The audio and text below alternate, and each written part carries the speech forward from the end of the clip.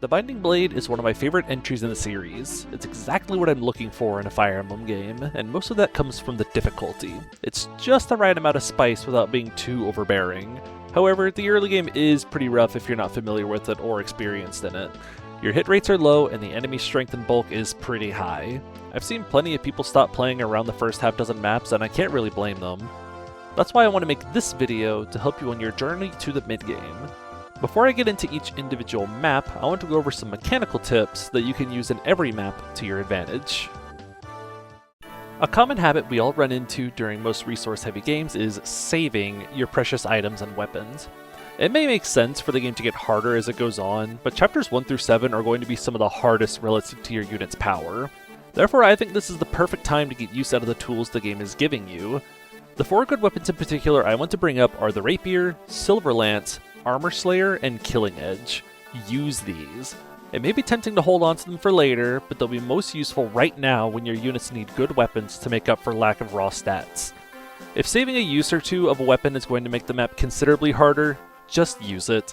Don't go overboard spamming the Silver Lance against weak enemies you can chip down and finish easily, but don't be afraid to use these resources while you have them. Roy's Rapier is his ticket to participation. It functions the same as other rapiers, being effective versus cavaliers and knights. It should be noted that it is not effective against nomads, but you're not using it for the effective damage. The real rapier's power lies in its accuracy. Roy is one of your most accurate means of chipping or finishing enemies. If you check an iron sword, it has 85 base hits, while the rapier has 95. It ties it with fire tomes and slim swords as the highest hit weapon in the game. While his damage output's not the greatest, he can swoop in to do the last little bit of HP needed to finish off a fighter, brigand, or sword cav. The 25 uses may discourage you from using it, but you get a second one in Chapter 7, and Roy's not going to be doing much fighting once the rest of your army is trained up and starts promoting. Marcus starts with his typical Jagan Silver Lance. Its 14 might means Marcus will be your highest single hit damage for a while. If you need a single target deleted, use the Silver Lance. If you're overwhelmed by a group of enemies and need them thinned out, use the Silver Lance. 20 uses may not be a lot, but you get a second one in Chapter 6, and like the Rapier, you won't need to rely on its power as much once you progress to the Western Isles and can buy killer weapons. The Armor Slayer is an odd one here. There's a few armors you'll want to slay, especially the Chapters 2, 3, and 7 bosses will be especially difficult without it. You do get a hammer in Chapter 2 alongside it, but with only 55 hit after Weapon Triangle, it's not very reliable. Just like the Rapier, we're not going to focus on the effective damage. The Armor Slayer is 8 might and 85 hit. If you compare this to an Iron Sword, it's the same hit with 3 more might. Compared to the Iron Blade, it has 20 more hit for only 1 less might. If you need accurate meaty chip, the Armor Slayer could be the extra damage you need without sacrificing the hit loss you face with the Iron Blade. You want to have a few uses for the Chapter 7 boss, but you get a second one in Chapter 8 to replace it. And once your mages are trained up, you won't need to rely on an Armor Slayer as much to deal with high defense armors. The last weapon I want to bring up is the Killing Edge. Rutger's going to be the only one who can realistically use it, but he performs wonderfully with it. The 30 crit is nice, but it's mostly useful as a lighter, more accurate steel sword. Even if you're not relying on a crit, it will still be used to help him accurately secure 2-hit KOs against difficult enemies like mercenaries and nomads. It's one of your best options in Chapter 5 and 6, and just like the Rapier, you get a second one in Chapter 7 right as this one's breaking. If you want more killing edges, Fear comes with a Wu Dao for her and Rutger in Chapter 9, and you can buy killer weapons in Chapter 13. I know you've heard this one before, but use Marcus. You may be discouraged to feed him kills since he gets so little EXP from it, but there is a payoff to giving him a few levels, which I'll go into more details when it's more relevant. The short answer is getting about 4 level ups on Marcus by Chapter 7 is a huge help, as well as training up his axe rank. There's plenty of EXP and levels to go around, plus Chapter 8X is a breather map where you can train up anyone who's fallen behind. Merlinus may just be a wagon, but he's more useful than he may seem. He's freely deployed from Chapters 2 through 5, so we might as well make him earn his keep. Unlike his FE7 wagon, he can grab items out of his own supply and trade them onto units to save their actions for attacking, trading, or rescuing other units. He's also useful for visiting houses. Instead of using a combat unit, you can send Merlinus to visit the Chapters 2 through 5 houses. His existence is also useful for blocking reinforcements. Have him set up shop on a fort and enjoy the peace and quiet with no annoying ambush spawns. One last card up Merlinus' sleeve is he's playing on casual mode. If Merlinus dies, he comes right back next map. His non-existent bulk and lack of counter makes him the perfect decoy to pull aggro if you need to take the heat off your units for a turn. You won't be able to access your convoy for the rest of the map, but you can still send items to supply, unlike FE7. You may have full deployment for the first 5 maps, but that doesn't mean you need to train everyone. You'll be much better off picking a group of 6-ish units to focus your kills into so they can level up and reach promotions at decent times. Some units like Boars, Wade, or even Lot are not units I'd recommend trying to use or feed levels into for a first playthrough. That way your Cavs and Sorties can get some extra strength, speed, and defense for later maps. Even without training, these 3 units I listed are great for taking and dropping rescued units. They can help with trade chains to move some items around. If you look hard enough, you can find uses for these units even with no combats. Supports are a mechanic not a lot of people choose to engage with in GBA, and I can't really blame them. You grow them pretty slowly over time, but if you're willing to wait for them, they can give you a much needed reliability and firepower when it's most needed. If you've only played FE7 or 8, you're probably used to the rule of getting 1 convo per pair per map. In this game, you can build up to 120 support points per map. Without going into too much detail, that means you stop building supports before everyone can have a conversation, most likely. A lot of units you'd expect to be familiar with each other start with some progress towards their supports. Roy, Marcus, Alan, and Lance can all very quickly get some C supports between each other, plus Deke and Shanna, Lot and Wade, and Clarion and Rutger. Once you get those Cs, I'd say focusing your supports on Alan and Marcus is probably your best bet. The importance of the supports mostly comes down to the hit bonuses they grant. Every affinity besides Anima and Thunder give hits with their bonuses, making them super valuable for patching up spotty hit rates. If you're going to support grind, I'd wait until about 30 or 40 turns. Once you reach that point, there's a good chance you've maxed out your support points. The game is beatable without these bonuses, but they grant a massive boon if you're willing to wait for them. That's everything I have as far as general tips and advice goes. From here, I want to go into detail for the first 8 maps and guide you with some strategies I and some of my friends used during our playthroughs of FE6. Note that these are not airtight strats. Sometimes you're gonna get FE6'd by some low hit rates and have to think on the fly to recover. In making this, I tried to focus on strategies that minimize the risk or at the very least mitigated the backfire if things go wrong. The first 3 or 4 turns of Chapter 1 are the scariest ones and paint a very grim look for the rest of the game. Everyone but Marcus is getting 2-rounded and doing very meager chip on counter. You will not make it without Marcus. Send him forward and let him chip down some enemies on enemy phase, or even let him finish a few off on player phase to clean up the map. Don't solo with him though. Marcus leaves enemies in the perfect range for Alan, Lance, and Roy to finish accurately. Feeding your Cavs in particular will make them more reliable and durable for later important maps. The first set of enemies to the south can choke point you on the fort if you don't take advantage of it early on. Using rescue drops, you can have Marcus attack an enemy, then get rescue dropped onto the fort. This robs the enemy of the defense and avoid boost while helping Marcus get a head start on reaching the squad on the right. Around this point, you may have realized your Cavs have more hits with iron swords versus swords and lances than they do with their lances. The 15 hit difference between swords and lances is not made up for in the 10 hit weapon triangle bonus. If you need to secure a kill, just swing an iron sword versus anyone. Starting on turn 2, you have the right squad to handle. Deke with an iron sword leaves enemies in the perfect range for Shanna to finish off. You can even use your fighters to pick her up and drop her so she won't face attacks on enemy phase, especially the archer. The bottom portion of the map will help you practice your rescue and dropping units forwards. Trust me, this will be useful in later maps too. Once Marcus catches up, grab an axe from one of the fighter bros, probably the steel axe, to start training his axe rank for Chapter 4. The village and armory can be visited by Merlinus, and make sure you're stocked up for the next map. You'll probably want around 3 iron swords, iron lances, and javelins, then divide them up to whoever needs them most. This is the map we really want to get Marcus's axe rank up on.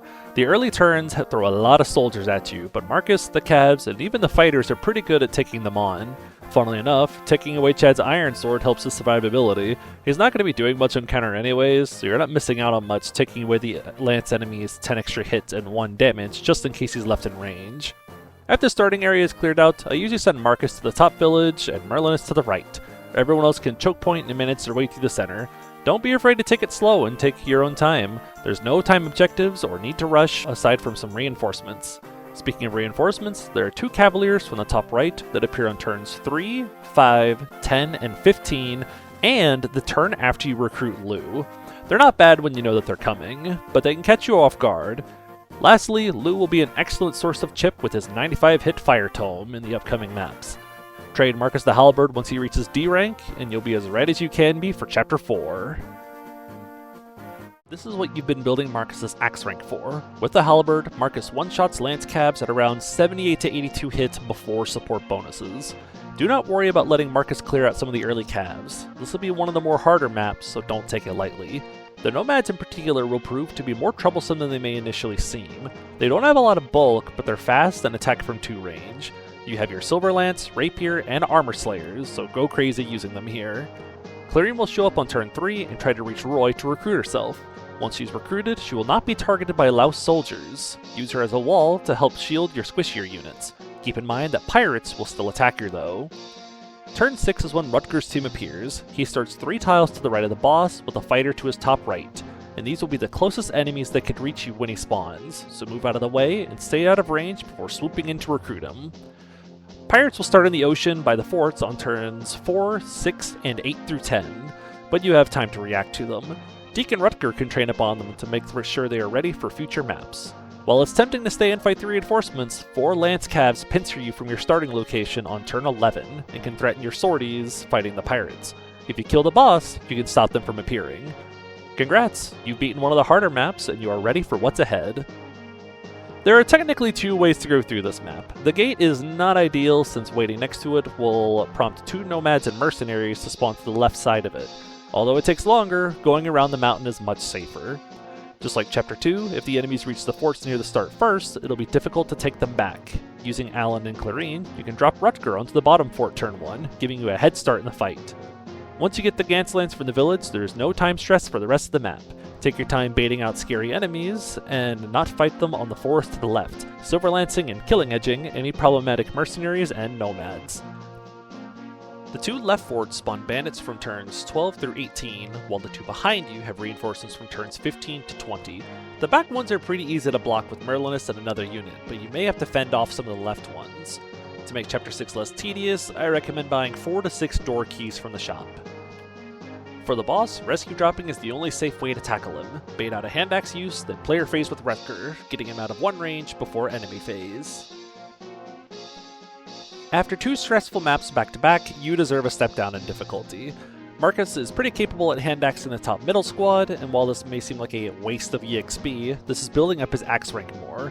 If we can reach C rank before the end of the map, you'll have an extra tool for a dangerous part of the next chapter. On turn 5, Kath will sneak in through this wall somehow.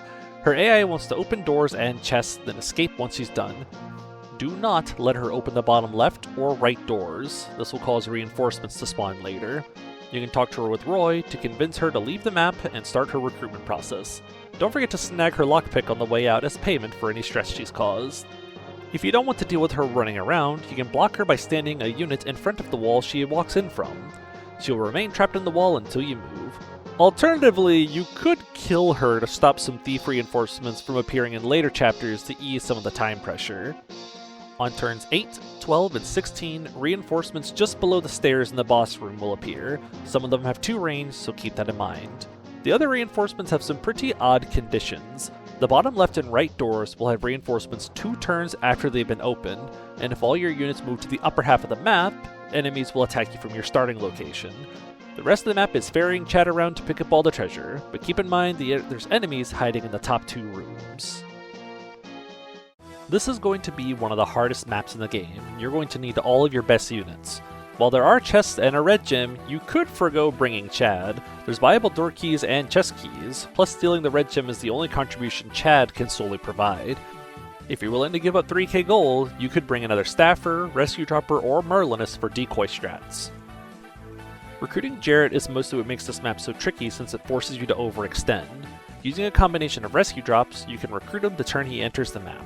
You can load up Roy with weapons to trade to him so he's not stuck using his inaccurate steel weapons. After talking to Trek can scoop up Roy and carry him to safety, letting your paladins and supported cavs blockade the onslaught. Next turn, Noah will appear near the arena, waiting for Jarrett or Roy to talk to him. Both Trek and Noah don't stand up super well against the oncoming enemies, but they can help rescuing units around for better positioning. I think it's best to send your whole army to the right. You can leave some people to fend off the enemies on the left, but be sure not to get within 2 turns of movement from the Wyvern. The left and right Wyverns will move if they can reach you within 2 turns. These Wyverns are the scariest enemies on the map, but if Marcus has gotten his 25% speed growth, he can double them with the Silver Lance or Killer Axe, assuming you reach C rank axes. Jarrett can also chip and double them with the Silver Lance if Marcus is busy. Alongside all the fighting, there's a lot of houses to visit, but there's no timer on any of them. Take as long as you need to keep your head above water, then claim your rewards. There are 2 paths upwards, but I think taking the right path is safer. Once you reach the other side of the wall, soldiers, archers, and mages appear from the boss room. Using the right door will let you trigger them from further away, giving you more time to react. The only reinforcements are cavaliers from the bottom on turns 10, 15, and 20. Check each of them because one is higher level and has a Silver Lance. My last bit of advice is maybe to let some units stay dead. A lot of players, myself included, like to reset for units, but if you know you're not going to use someone long term, their death might be what you need to pull the pressure off the units you want to keep around.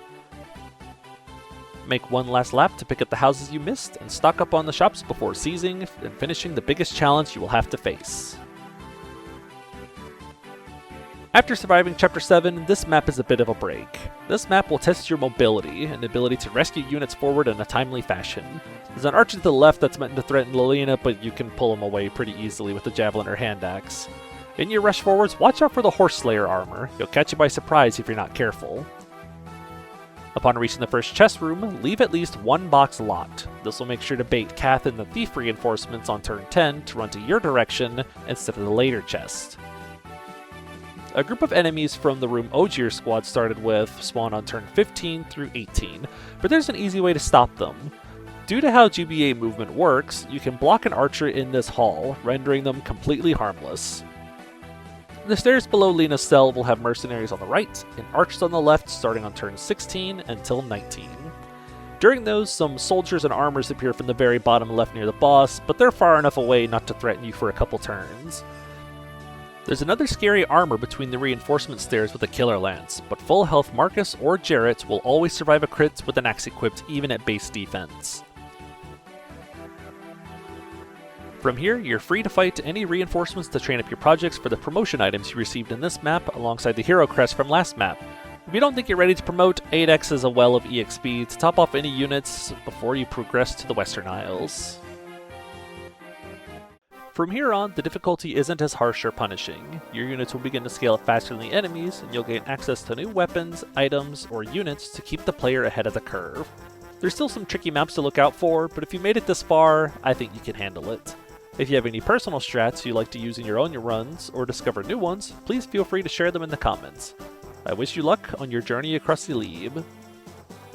Thank you everyone for watching. I've been working on this video for years off and on because it's been a very intimidating project. I'm very happy that I'm able to finish it for all of you to potentially learn something from. Thank you to all my Patreons, especially the mercenaries on screen. I always appreciate the extra support, and if you like what I'm doing, please don't forget the likes and subscribes. They help out and go a long way. Thank you so much for watching, and I will see all of you around. See ya!